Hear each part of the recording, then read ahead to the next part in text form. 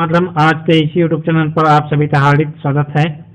आइए आज आप तुम्हें बताने वाला हूँ चतुर्भुज के प्रकार, है ना। कि जो चतुर्भुज है वहाँ कितने प्रकार के होते हैं, इसके बारे में आज आप तुम्हें बताने वाला हूँ। तो कृपया करके मेरे वीडियो तो लास्ट तक जरूर देखिए ध्यानपूर्वक, जिससे आप लोग को पता चल जाएगा कि चतुर्भुज के कितने प्रकार होते हैं, है ना। और उससे परिभाषा क्या होते हैं, उसके आकृति कैसे बनते हैं, इन सभी के बारे में आप लोग को विस्तार पूर्वक बताने वाला हूँ। ठीक है, तो मेरे वीडियो तो लास्ट तक जरूर देखते रहिए। ठीक, चतुर्भुज के प्रकार में पहला प्रकार हम लोग पढ़ने जा रहे हैं समांतर चतुर्भुज। समांतर चतुर्भुज इसकी परिभाषा क्या होते हैं देखते हैं। तो वे चतुर्भुज जिनकी समुद्भुजाएं परस्पर समांतर एवं बराबर हो, है ना। वे चतुर्भुज जिनकी समुद्भुजाएं परस्पर समांतर एवं बराबर हो, समांतर चतुर्भुज कहलाता है। ठीक है, तो देख लीजिए इस आकृति बनाया हूं, यहाँ पर चित्र बनाया हूं। इसमें देख लीजिए चतुर्भुज के समुद्भुजाएं बराबर हैं और समांतर हैं। ये समुद्भुजा होता है, आमने सामने का भुजा तो समुद्भुजा कहते हैं। इसमें 6 सेंटीमीटर है लंबाई, इसका भी 6 सेंटीमीटर है।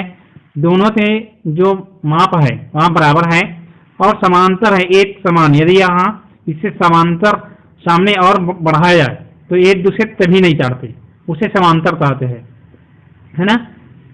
वो तो समांतर चतुर्भुज कहलाते हैं। इधर भी राइट साइड का भी 3-3 सेंटीमीटर है। तो ये तो हो रही आप लोग का समांतर चतुर्भुज।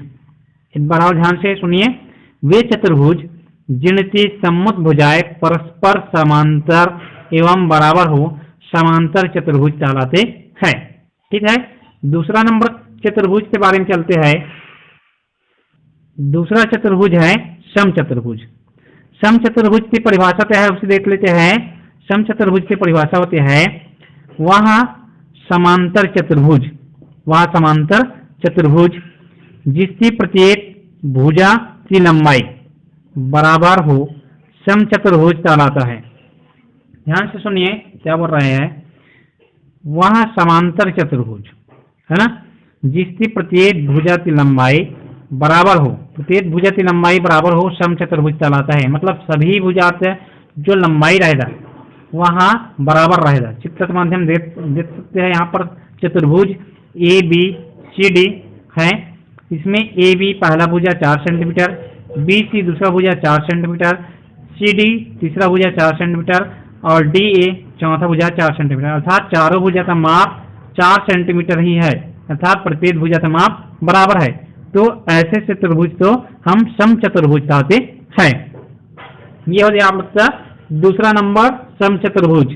तीसरा नंबर देखते हैं। तीसरा नंबर पर है समलंब चतुर्भुज, है ना, समलंब चतुर्भुज। तो इससे परिभाषा क्या है इसे देख लेते हैं। इससे परिभाषा है ऐसा चतुर्भुज जिसकी समुद्भुजाओं, ऐसा चतुर्भुज जिसकी समुद्भुजाओं का एक युग्म, एक युग्म बोले तो एक जोड़ी या एक जोड़ा समांतर हो, समलंब चतुर्भुज कहलाता है। ऐसे चतुर्भुज जिसकी समुद्भुजाओं का एक युग्म या जोड़ा समांतर हो, समलंब चतुर्भुज कहलाता है। चित्र के माध्यम से देख सकते हैं, समलंब चतुर्भुज का चित्र किस प्रकार से होता है। यहाँ पर दिया है चतुर्भुज ए बी सी डी, इस प्रकार से है। इससे परिभाषा में बोला है कि ऐसा चतुर्भुज जिसकी समुद्भुजाओं का एक युग्म, समुद्भुजा बोले तो इस प्रकार से ए बी और सी डी ये दो समुद्भुजा है ना। इन दोनों का एक युग्म बोले है, इस चतुर्भुज का एक युग्म समांतर बोले। तो यहाँ पर समांतर कौन कौन सा है, ए बी समांतर है सी डी का, है ना। ए बी समांतर है सी डी का, अर्थात एक युग्म क्या है समांतर है, ये दूसरा युग्म समांतर नहीं है ना। इन दोनों के बीच समांतर मतलब इसके मध्य जो भी अंतर है वह समान है, समान अंतर है, उसे समांतर बोलते हैं। तो ये तो हो गया आप लोग का समलंब चतुर्भुज। ठीक है, अगला नंबर चतुर्भुज देखते हैं। चौथा नंबर चतुर्भुज है विषम बाहु चतुर्भुज। चौथा प्रकार है विषम बाहु चतुर्भुज, है ना। अब विषम बाहु चतुर्भुज का मतलब क्या होता है, इससे परिभाषा देते हैं। ऐसा चतुर्भुज जिसकी भुजाएं अलग अलग माप की हो, ऐसा भुजाओं, है ना, या ऐसा चतुर्भुज जिसकी भुजाएं अलग अलग माप की हो तथा सम्मुख भुजाएं समांतर न हो, सम्मुख भुजा जो है समांतर न हो, विषम बाहु चतुर्भुज कहलाता है ना। ऐसा चतुर्भुज जिसकी भुजाएं जो है अलग अलग माप की होना चाहिए और आमने सामने जो भुजा है वहां समांतर नहीं होना चाहिए, उसे विषम बाहु चतुर्भुज कहते हैं। चित्र के माध्यम से देख सकते हैं यहाँ पर ए बी सी डी है, इन सभी से जो माप है अलग अलग है।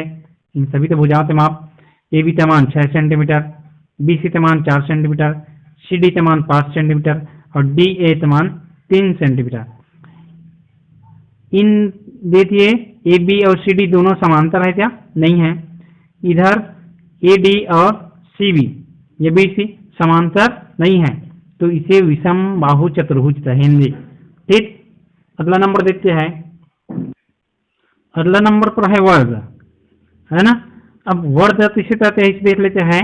तो ऐसा समचतुर्भुज, ऐसा समचतुर्भुज जिसका प्रत्येक कोण 90 अंश का हो, वर्ग कहलाता है।